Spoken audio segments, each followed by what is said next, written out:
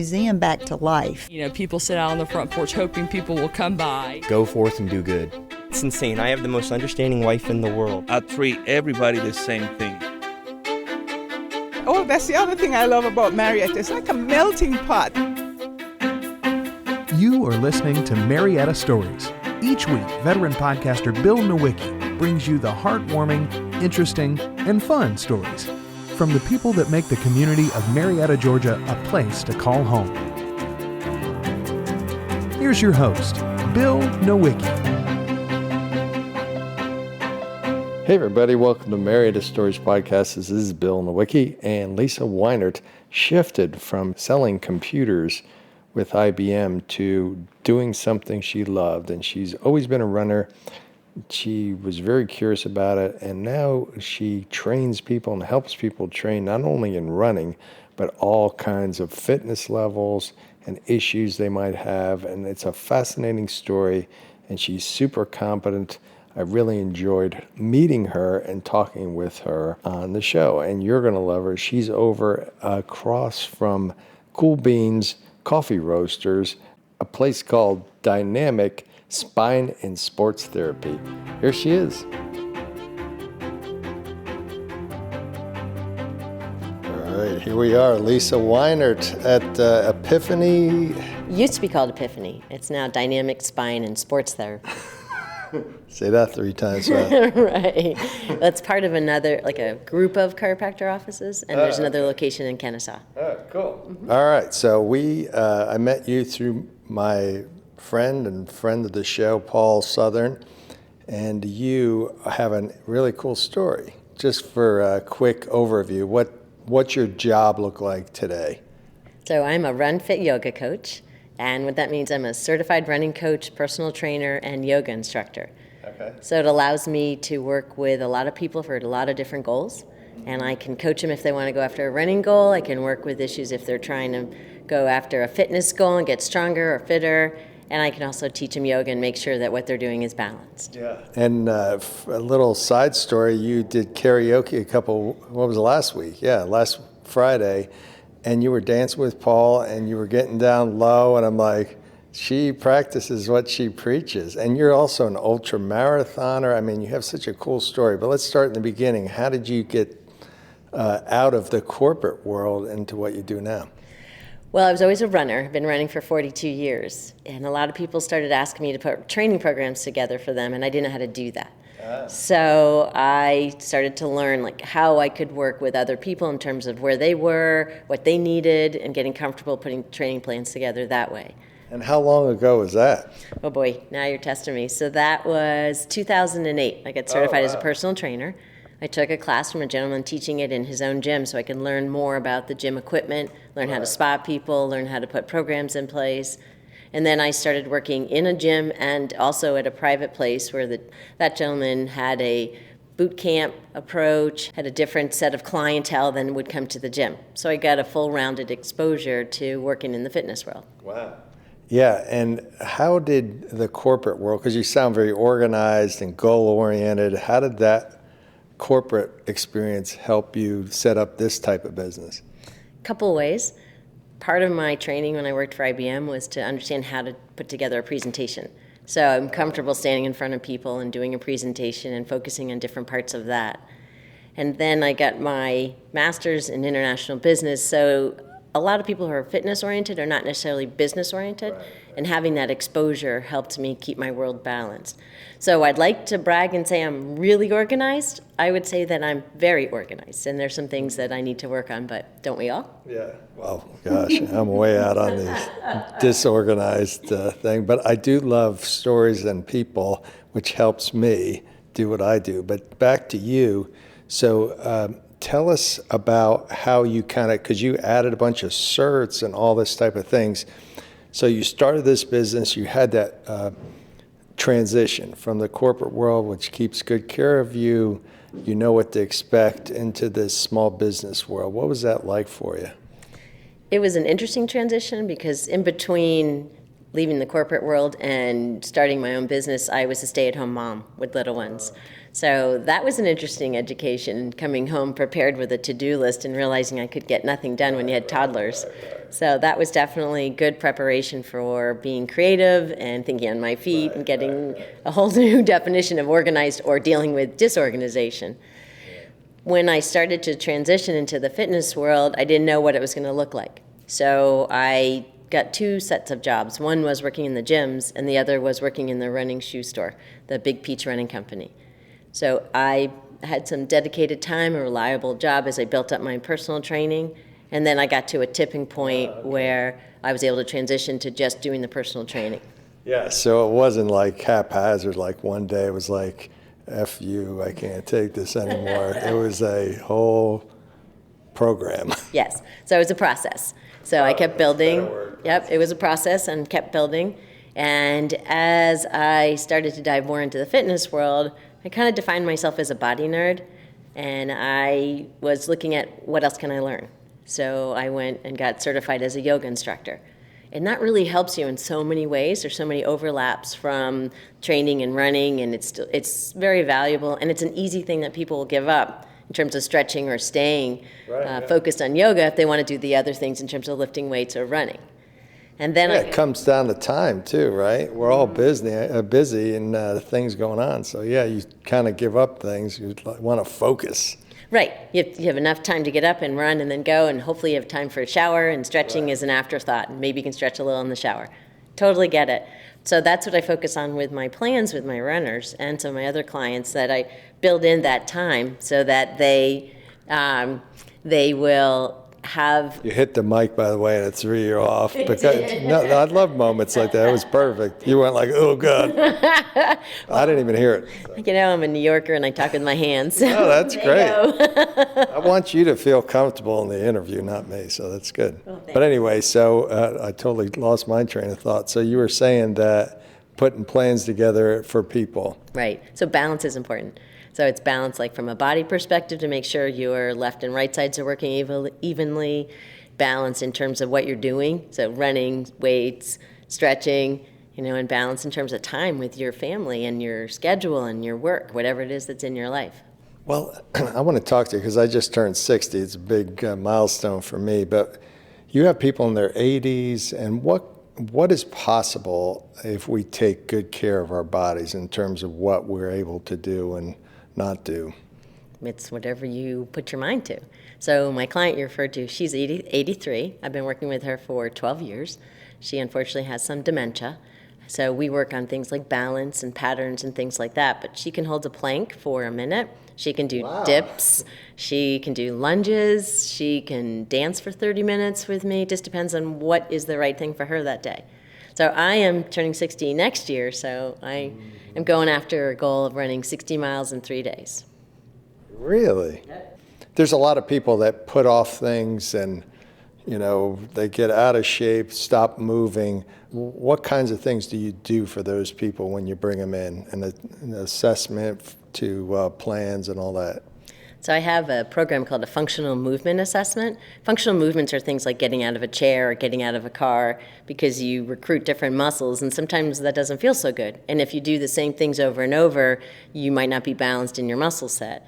So the test that I use is something that's scientific and measurable and repeatable. You put people in different places in terms of doing squats or lunges, and you measure how they're doing. And then from there, you can work on different things to balance them out, and then apply that to the long-term goal that they have, which is maybe getting back to running, or maybe it's an event they want to look good for, or they just want to feel good, or they want to keep up with kids or grandkids. Yeah. When I think about people that might be listening to this that I'm like, heck, I don't even want to go through the pain of showing up and the shame of showing someone like you what I can't do, what would you tell those folks? I'm not a judgmental person, and everyone starts somewhere, and what happens here in this workout area stays here. And if people come here and they've made that first step to make that I want to get started kind of step, then I'm all about let's do it safely, let's not frustrate you, let's put together the plan that's appropriate for you, and let's mark your successes. Do you have any stories about someone that was like you had to drag in and they kind of turned themselves around given this method? There was one runner who was going along in her training program, had an 18-mile trail race that she was doing, and she was struggling, and she was having some problems. So some of her friends who were clients of mine said, you need to work with Lisa. So brought her in. The challenge she had is because of COVID, they had to change the course. They were busing people out to the start, and they couldn't do that. So they changed it to an out and back, and it became a 23-mile race instead of 18. So we were able to adjust together, and she was able to run the furthest. That gets a little bit more specific. So what types of things do you do? Because, I mean, what are you checking out or talking through with that specific thing? Because I'm curious about it. Well, it depends on where they're feeling the discomfort, right? So, and what you look at is what are people's habits? Because a lot of times the exercise will bring the issues to light. It's not the exercise that caused the problem. But a lot of people think it's the exercise because they weren't doing it before. And now they're trying to recruit those muscles to do things with their body, and they find that something hurts. So you got to back up and say, okay, so what are you doing? Some people stand like with one hip out to the side. Like I'm doing right now. Yeah, right. You know, I'm always looking for things to do when folks come to Marietta. Well, I'll tell you right now, toursofmarietta.com is your place to go. They have food, they have ghost tours, they have haunted ghost tours, and now they've added history tours. And guess what? Yours truly, Bill Nowicki, is part of that deal. I'm a tour guide on the History Tours of Marietta, so check out toursofmarietta.com, where you can eat, get scared, and learn about the history of this great town of Marietta, Georgia. So that's right, yep. So I ruptured my right Achilles tendon, so I wonder if that throws my whole balance. it happens. Stuff like that happens. And people start remembering things. And also with COVID, we changed our habits. Right. We sat more because we had longer meals, or we were doing puzzles, or we were doing, right? And then we sit in funny ways that you don't think about.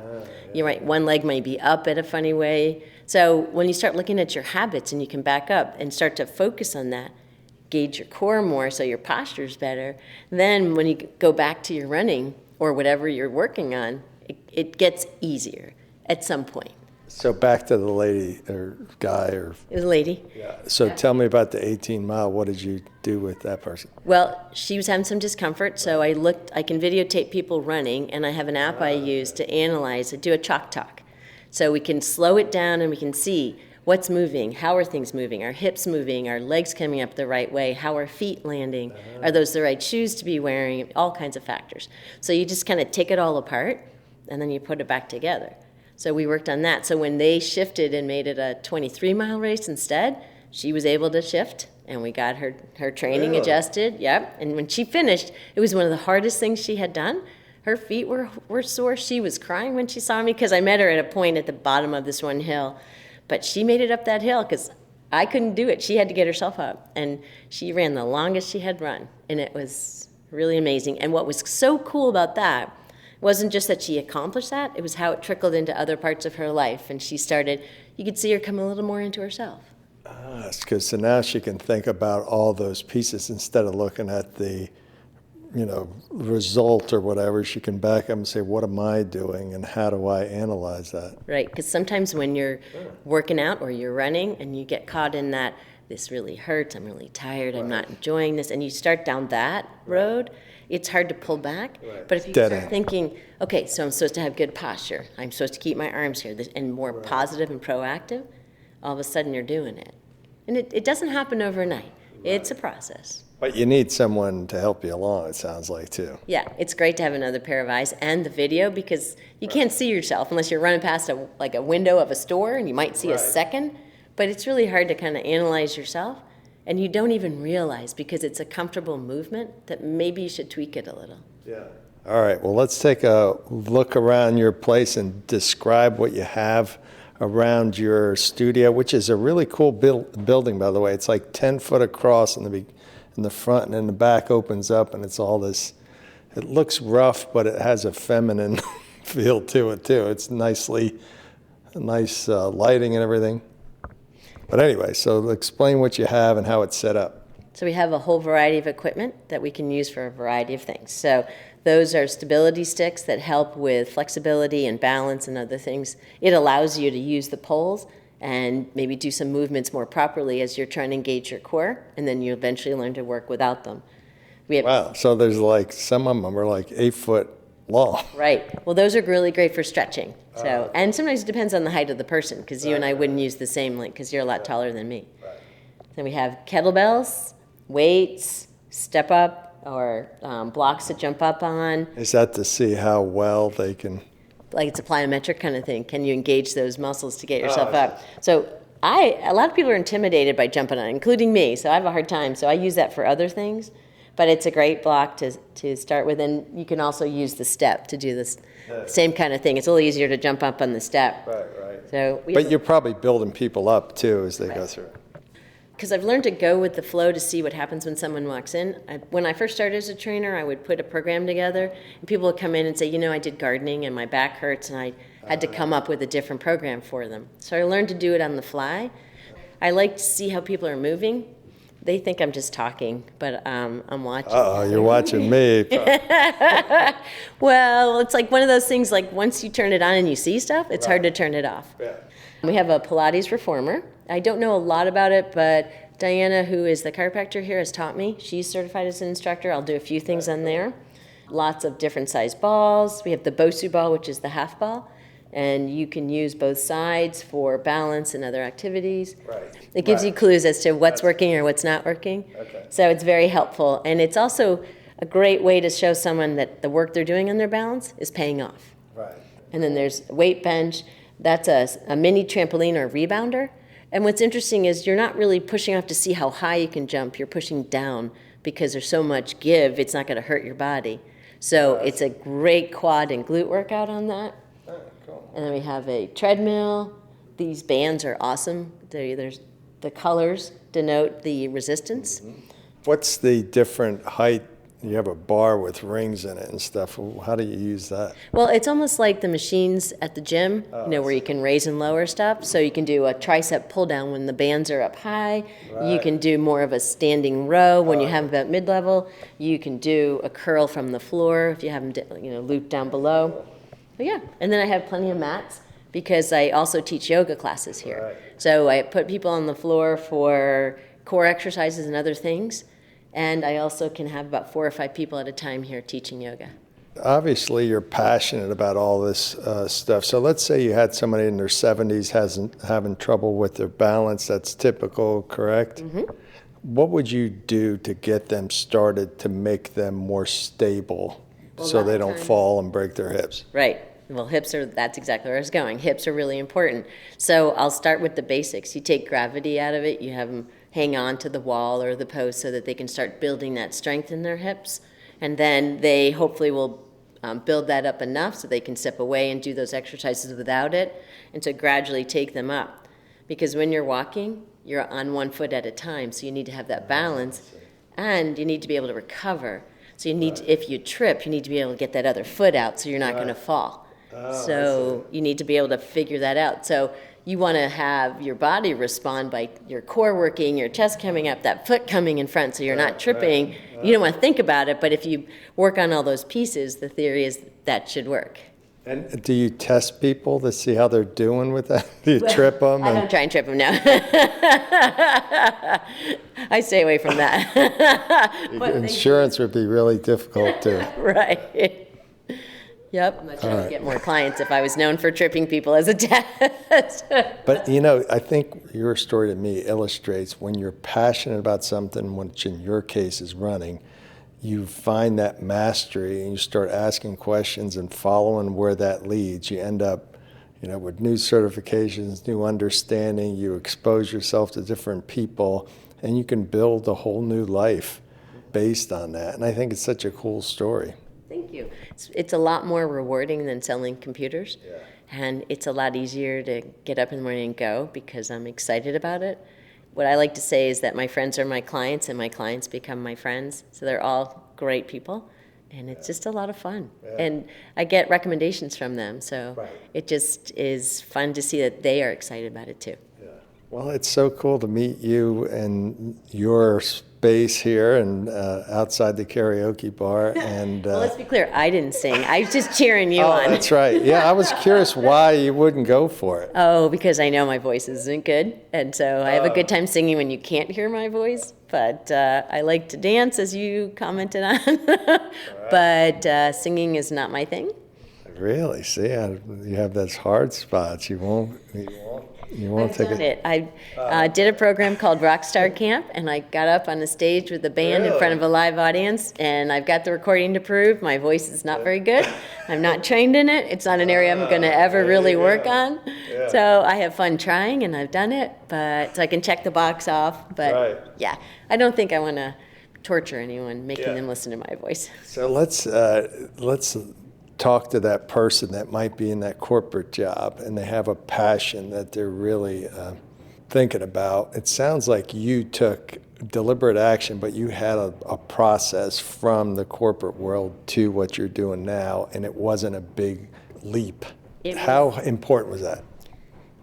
I needed to have some sense of security, and it was scary. So that's where I did the 2 jobs, where one job was a little bit more stable than the other as I built up. Taking that leap to going 100% of the time to personal training was also scary, and it just took time. And it's something where I didn't know back then that I was going to end up here with Run Fit Yoga and focusing as much and pulling it all together. I didn't know it was going to look like this back then. Dealing with the unknown, since I like to make plans and be organized, was a little tough, but I worked with a lot of people. As you said, got certified. I felt like the more knowledge I had, the more armed I was, more of a established person I could be, and people felt comfortable working with me because I could say, hey, look, I'm certified. Not certifiable, but certified. And I felt like that was a valuable tool. And then once I got more comfortable with bringing my own experience in to kind of line it up with the certifications, it just took time. Yeah. Well, you're obviously in super great shape. You're going to run 60 miles when you turn 60. Thanks for listening to Marietta Stories podcast. Please your follow story's incredible, I think, on the and podcast app or wherever you listen to your letting me podcast. So you Thank don't you miss very an much for episode. Just talking Bill to and me. Wiki saying All right. happy Thanksgiving, happy holidays. We'll see you next week on Marietta Stories podcast.